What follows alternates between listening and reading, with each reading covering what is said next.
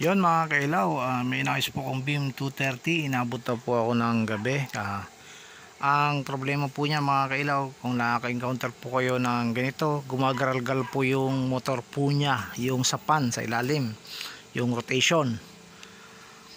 Yung tingnan ko po siya, goods naman po yung niya, ang coil ng motor, wala naman siyang sunog.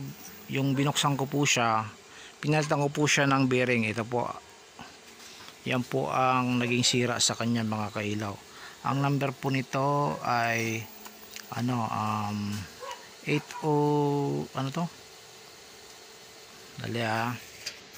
ang number po niya 608Z. Yan po ang number nitong bearing na to. Saka kung wala naman po kayong pampalit na bearing, kung talagang no choice po kayo, palitan nyo na lang po ng bagong stepper motor. Kailangan po yung sukat din po sa kanya. Malaki po ang stepper motor nito.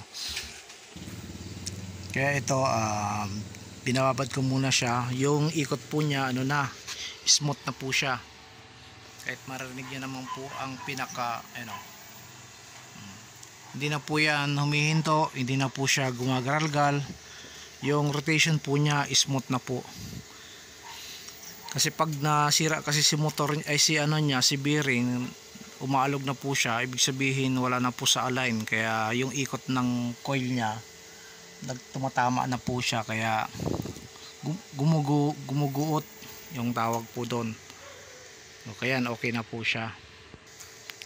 Pero kung hindi naman po talaga motor, halos pagtingnan nyo po okay pa naman, wala naman talagang problema, pwede po kayong mag-check dito po sa sensor. Ito, yan yung sensor nya. Checkin nyo po dyan, baka pwedeng may problema na po ang sensor nya. Yun mga kailaw, sana po may na-share po ako sa inyo kahit sa ganitong paraan, sa maliit na paraan. Huwag nyo pong kalimutang mag-subscribe at pakipollow na rin po ang aking Facebook page, NGE Pictures. Maraming po salamat and God bless.